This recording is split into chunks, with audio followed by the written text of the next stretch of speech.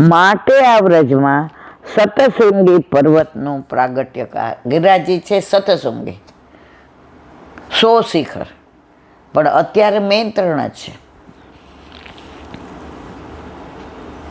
અને તેના દર્શનથી શ્રી રાધાજી અત્યંત પ્રસન્ન થઈ જાય છે અને પ્રભુ સાથે નિત્ય નવતોમ વિહાર પર્વતના વિવિધ સ્થળોમાં કરવા લાગે. ગિરિરાજીમાં 12 કુંજ છે. સસી કુંજ ને તુલસી કુંજ ને ફળ કુંજ ને ફૂલ, બધી કેટલી કંદરાઓ છે, ઝરણાઓ છે. એ બધું છે જ, હતું નહીં, છે જ. પણ આપણી જે આંખો છે ને, તમે જુઓ ઘણી વાર ઓલા ફૂલ ઉપર ઝીણી ઝીણી જીવાત હોય. આપણા પીળા ફૂલમાં બહુ થાય છે વાસણ તે. આ નરી આંખે ન દેખાય, આપણને ફૂલ ચોખ્ખા જ લાગે. તોડીને લાવીને માળાજી કરતા હોય ને ત્યારે દેખાય. તો વ્રજ અને આ બધી કંદરાઓ ને કુંજ ને નિકુંજ ને જ્યારે વ્રજને ઓળખવા માંડીએ, જ્યારે વ્રજનું મહાત્મા જાણીએ. 30 વર્ષ પહેલાં અમે ત્યાં ગિરિરાજી ગયા ને તો દ્વારકેશમાં આપણે બધા ઉતરા તો લાઈ ભજીયા બનાવ્યા હતા. તો બાજુના રૂમમાં એક બેન ને ભાઈ હતા ને, હું સવારે વોશરૂમ જવા ઉતરે ને તો મને અવાજ આવ્યો. એટલે મને બધા ખીજાય, એમને બાયણું ન ખોલ નાખે. અરે મેં તો વ્રજમાં હોવાને. તો બારણું ખોલીને જોયું ને તો બેન ને ભાઈ ચંપલ પહેરાવીના, મને લાગે શિયાળો, એટલે ઓઢીને જતા હતા. મેં કીધું આ દર્શન તો આરતીના ગિરિરાજીમાં 6 વાગે થાય, વાગ્યા 3:30 કે 3:45. થોડીક વાર એમ થયું એમની પાછળ જાઓ, પણ થોડીક મનમાં બીક એ લાગી. મેં તો કંઈ નહીં, અહીંયા તો ઠાકોરજી સાક્ષાત બિરાજે. આપણે તો ગયા સાલ ઓઢીને, એમને ખબર નહીં. તો સામે ગિરિરાજ બાવા, એ જે ધર્મશાળા, એ વચ્ચે રોડ, ધર્મશાળા આ બાજુ અને સામે ગિરિરાજ બાવા. અને તમે જુઓ બધું આમ ત્યાં જઈને બેઠા, ખૂબ લોટ્યા પોટ્યા. અને પછી 2 જણાએ ત્યાં ગિરિરાજ અષ્ટક, ભક્તાભિલાષ ચરુતાનુસારી, એ ગાવા માંડ્યા. એટલે હું એનાથી ને લગભગ 10 ફૂટ દૂર હતી. આપણને એમ કે હવારના પોરમાં કોઈક વડચકું તોડે તો. અને 40 વર્ષ પહેલાં મને કોણ ઓળખતો હતો.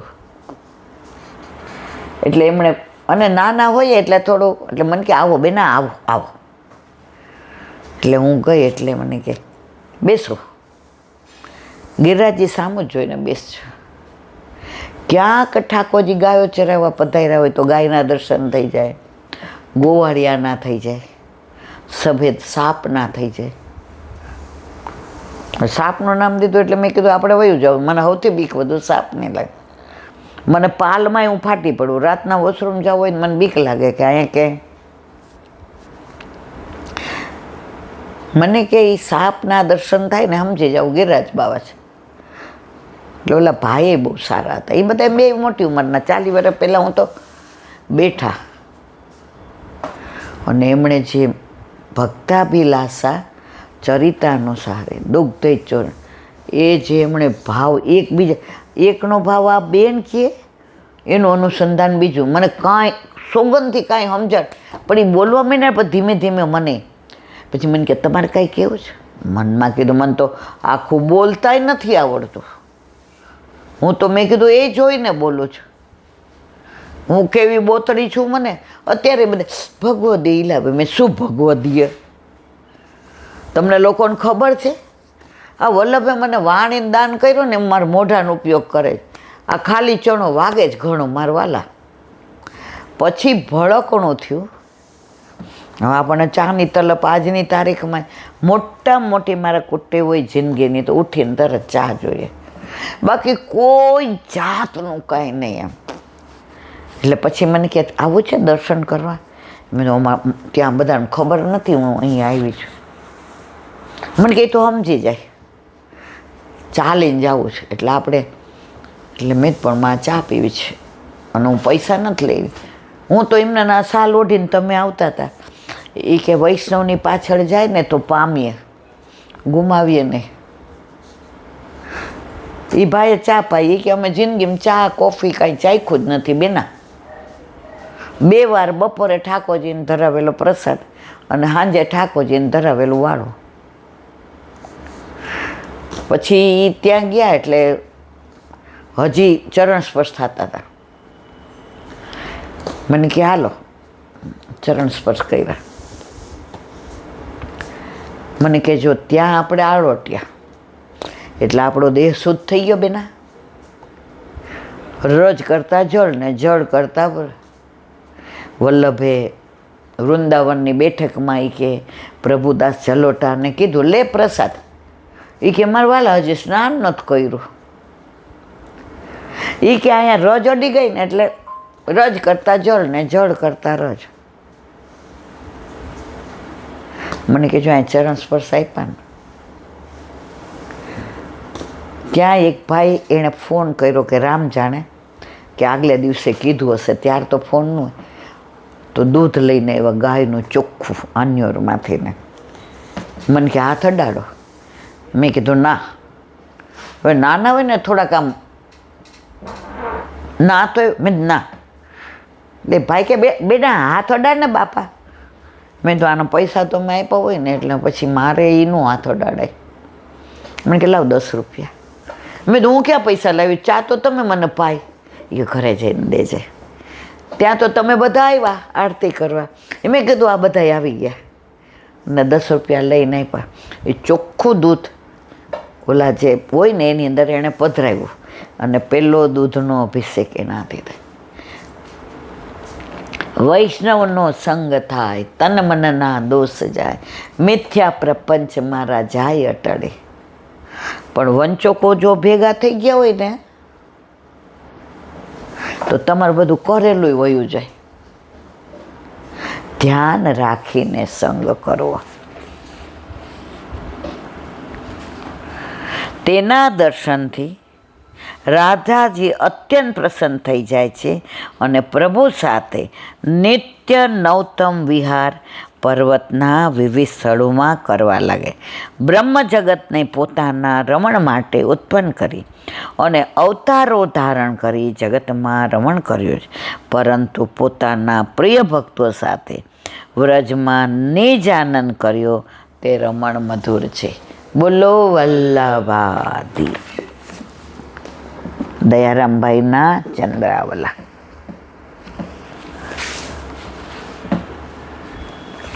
કાલે આપણે 69માં ચંદ્રાવલાને વિરામ આપ્યો. આજે 70. અજબ ગુલ મહરી જળ વસે, પક્ષણી મુખ રટે હરિનામ, ખાન પાન મોઢે નવ કરે, છૂટે મુખ થકી સુંદર શ્યામ. શ્યામે વિચાર કર્યું તેને સુખ, ચરણ ચરવા કર્યું મયુરનું મુખ, પૂછે વદન કર્યું ઊંટની ગ્રીવા, શ્રી હરિયુક્તિ કરી જળ પીવા, સેવો શ્રી કૃષ્ણ વિવેચન. આ કડીમાં કવિશ્રીએ અજબ ગૌલ મહરીનું દ્રષ્ટાંત આપ્યું છે. તે પણ અજબ છે. આવી જાતના આકારનું પક્ષી તેણે ક્યાંક જોયું હશે. કયું? ગુલમહરી. કે શાસ્ત્રોમાં વાંચ્યું હશે. અત્રે તો પ્રભુની યુક્તિની પ્રશંસા કરી છે. પ્રભુની કળા તો જુઓ, કેના માટે કેવા સાધન આપ્યા છે. આ પદમાં વિચાર કરતા પ્રભુ સર્વસમર્થ છે, કાંઈ પણ કરી શકે છે. માટે કોઈ પણ જાતની ચિંતા કર્યા વગર ભગવત ધર્મનું આપણું એક જ કામ, ભગવત નામ, ભગવત સેવા, ભગવત સ્મરણ અને ભગવત સત્સંગ. બાકી એ જાણે. ચિંતા એ કરે છે, પછી આપણે કરીએ કે લે ત્યાં કરતું.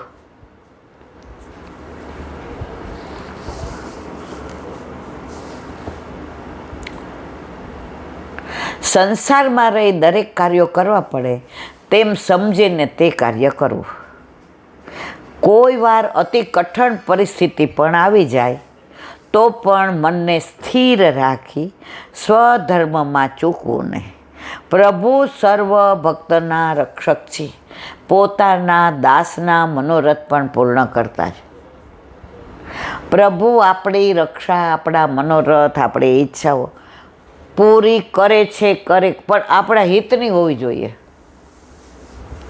અહિતની હોય તો ના કરે. ઓલા બેનનો દાખલો મહિના પહેલાં આપ્યો હતો. મસ્ત બંગલો જોઈ આવ્યા ને બધું નક્કી થઈ ગયું ને એની દીકરીને બોલાવી લીધી, તારા હાથે ઘડોય મુકાડવાનો, અને 51 લાખ કે કોન્યાણ કરોડ લઈને ગયા. ઓલા કીધું વેચાઈ ગયું. ઓલા બેન કે ઈલા બેન તમે માનશો નહીં, 15-20 દી તો મને ઊંઘ ન આવી એમ. દીકરી ગઈ પાછી. પછી ખબર પડી કે આગલા ને પાછલા ઘરના ભાઈઓ હતો ને ઓલા સ્ટે લાવી દીધો. હવે આપણા તો 1 કરોડ જાતને સ્ટે આવે તો પહેલાં આવું થયું એટલે આપણી યારે ભગવાન. પણ આપણા હિતનું હોય તો પ્રભુ કરે, અહિતનું હોય તો ના કરે. પોતાના દાસના મનોરથ પૂર્ણ કરતા. આ દ્રષ્ટાંત મુજબ તેના શરીરની રચના વિચિત્ર છે. આ પક્ષી સદા હરિનામનું સ્મરણ કરે છે, તેથી મોઢેથી જો બોલ. આપણામાં એક કહેવત છે, હસવું ને લોટ ફાંકવો બે હારે ન બને. આ બોલતી હોવ તો ખવાય નહીં અને ખાતી હોવ તો બોલાય નહીં. હવે આ પક્ષી સતત હરિનામનું સ્મરણ કરે એટલે કાંઈ ખાઈ શકે નહીં. તેને માટે તેના પગ આગળ મોરના જેવા મોઢા બનાવેલ છે. જુઓ, પ્રભુ બધાનું ધ્યાન રાખે છે. આ પક્ષી માટે તેના પગ આગળ મોરના જેવા મોઢા બનાવે, જેનાથી તે ચણ ચડે છે. ભગવત નામ લે છે મોઢેથી તો બીજા 2 મોઢા આપ્યા કે આનેથી તમે ભગવત નામ લ્યો, તમે સેવા કરો, સ્મરણ કરો, બાકીની બધી વ્યવસ્થા તમારી સામાજિક, આર્થિક, માનસિક, શારીરિક બધી જ કરે છે. મને તમને અનુભવ છે. ચાલીમાં રહેતા માણસ અહીંયા પહોંચાડનાર કોણ? મારો પ્રભુ. અને ઘરના આટલા પૈસાવાળા હતા ને કાંઈ આપ્યું નહીં. ઠાકોરજી કે તું મારી છો ને બીજાનું ઘરમાં થોડું હોય. 1 ચમચી તારી પાસે કોઈ નહીં, બધી મારે. કેટલું આપણા હિતનું વિચારે છે. પણ ત્યારે કેવી તકલીફ પડી હોય ત્યારે પ્રભુને શું કહેતા હોઈએ? પણ લાંબા ગાળે પ્રભુની યોજના આપણા હિતની જ હોય. વળી પૂંછડા આગળ ઊંટના આકારની નાની એવી ગરદન બનાવે, તેનાથી જળ પીએ છે. કયું? ગુલમહરી. મોઢું તો ફક્ત હરિનામની જ રટના કરે. જુઓ, તેનું નામ ન છૂટે માટે તેને જુદા જુદા અવયવો દીધા છે, તેનાથી જુદું જુદું કાર્ય. આપણને તો આટલા બધા મોઢા આપ્યા હોય તો આપણે બધા મોઢા બોલ બોલ કરીએ. હરિનામ તો ન જ લઈએ. 1 મોઢે પંચાત કરીએ ને 1 મોઢે ખાઈએ ને 1 મોઢે પાછા બીજાની. પ્રભુએ સમજીને 1 જ આપ્યો છે. આ પક્ષી ક્યાં વસે છે, કોણે જોયું તે કેવું મુશ્કેલ છે. પરંતુ પ્રભુની લીલા, પ્રભુની રચના, પ્રભુની કળાને કોઈ જાણી શક્યું નથી. તે સિદ્ધ કરે છે. અત્રે દ્રષ્ટાંત જોઈએ. ઓહો, મોડું થઈ ગયું. હાલો.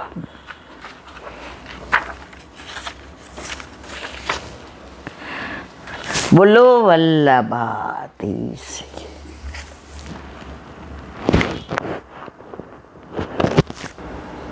વલ્લભાધીશ. સુબોધિનીજીનું પાન વલ્લભ કરાવે થાય અને સ્પર્શ કરવો આપણા બસની બાદ. પરીક્ષિતનું પ્રાયો પ્રવેશ વ્રત. રાજા પરીક્ષિત પહેલા 2 શ્લોક 13 અને 14 શ્લોકથી પોતાનો વૃત્તાંત કહે છે. પછી 2 શ્લોક 15 અને 16થી આ લોક અને પરલોકના ફળની પ્રાર્થના કરે છે. ભગવત કૃપા અને મહત કૃપા તો પ્રાપ્ત થયેલા છે, છતાં ભગવત કૃપા પણ ઉત્તમ પુરુષોની કૃપાથી થાય છે. તે કહે છે રાજોવાચ અહો વયમ ધન્યતમા નૃપાણામ મહતામનું ગ્રહણીશીલા રાજ્ઞામ કુલમ બ્રાહ્મણ પાદ શૌચા દ્વાર દ્રષ્ટિ સુતમ વત ગ્રહ કર્મ. અર્થ, રાજા કહે છે કે રાજાઓમાં અમે ધન્ય છીએ, કારણ કે મહાપુરુષોની કૃપાને પ્રાપ્ત કરવા યોગ આચરણવાળા છે. રાજાઓના કુળ તો નિંદિત કર્મ કરવાવાળા હોવાથી બ્રાહ્મણના ચરણ જળથી દૂર થાય છે, પણ આશ્ચર્ય એ છે કે બધું મને પ્રાપ્ત થયું છે. સુબોધિની છે. અહો આશ્ચર્યવાચક છે. વયમ અમે સ્વયં પ્રશંસામાં કહ્યું છે. ધન્યતમા ધન પુરુષાર્થ મહંતતિ ધન્યાધન. પુરુષાર્થ માટે યોગ્ય હોય તે ધન્ય છે. તેમાં પણ અધિકતા સર્વ પુરુષાર્થની પ્રાપ્તિ છે, અને તમે ઋષિઓના પુરુષાર્થ રૂપ છો, અને તે અમને પ્રાપ્ત થયેલા છે. અહીં શંકા થાય કે અમે તો માત્ર અહીંયા આવ્યા છીએ, તને આધીન થયા નથી. પુરુષાર્થની પ્રાપ્તિ થઈ એમ કેમ કહેવાય? ત્યાં કહે છે મહત્તામન ગ્રહણી યશીલા. મહત પુરુષોની કૃપાને પ્રાપ્ત કરવા યોગ્ય આચરણવાળા. ભગવાનના અંતરંગ ભક્તોએ આદર કરવા યોગ આચરણ છે, જેમનું તેવા રાજા પરીક્ષિત પર ઋષિઓનો અનુગ્રહ છે. રાજાનો સ્વભાવ ગમે તેવો પણ અમે ઋષિઓ એના સર્વ પુરુષાર્થ સિદ્ધ કરનાર થઈશું. ઋષિઓની આવી ભાવનાને લીધે જ રાજા પરીક્ષિત નૃપાણામ ધન્યતા રાજાઓમાં ધન્ય બની ગયા, શ્રેષ્ઠ બની ગયા. રાજા અને બ્રાહ્મણો સમાન હોવાથી એમ થાય તો યોગ્ય છે, એમાં આશ્ચર્ય શું? શ્રીમદ ભાગવતજીના તૃતીય સ્કંદમાં અતો હિ અનન્યમાત્મા નામ બ્રહ્મક્ષત્રમ ન ચ રક્ષત. આ કારણથી બ્રાહ્મણો અને ક્ષત્રિયો એકબીજાનું રક્ષણ કરે છે એમ લખેલું.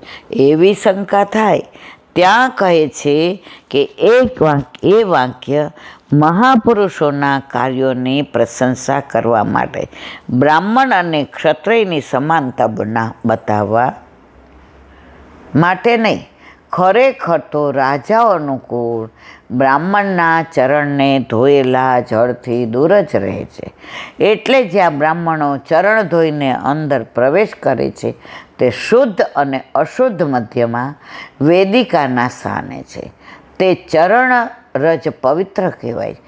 ત્યાં સુધી જવા માટે પણ રાજાનું કુળ યોગ્ય નથી, તો અંદર જવું તો દૂર રહ્યો એવો અર્થ છે. વ્રત એટલે હર્ષ બતાવે, કારણ કે અહીંયા એથી વિપરીત જ થયું છે. અહીં તો બ્રાહ્મણોના ચરણ સ્વતઃ કૃપા કરીને પધાર્યા છે. રાજાઓનું કુળ હલકું હોવાનું ગહ્ય કર્મ, નિંદિત કર્મવાળું વિશેષણથી કહે છે. ગહ્યમ બીજાની હિંસારૂપ નિંદિત કર્મ, જેનું તેવું રાજાનું કુલ છે. આ પ્રમાણે ઋષિઓની કૃપાનું નિરૂપણ કરી હવે ભગવાનની કૃપા કહે છે. બોલો વલ્લભાતી. ભાગવત અને મારા ગુરુદેવને દંડવત प्रणाम करूं. चंद्र सरोवर पे सूरदास जी के द्वार पे मेरा दंडवत प्रणाम. सुरभि कुंड पे परमानंदास जी के द्वार पे मेरा दंडवत प्रणाम. जमुनावता पे संकर्षण कुंड पे कुंभन दास जी के द्वार पे मेरा दंडवत प्रणाम. बिरछू कुंड पे कृष्णदास जी के द्वार पे मेरा दंडवत प्रणाम.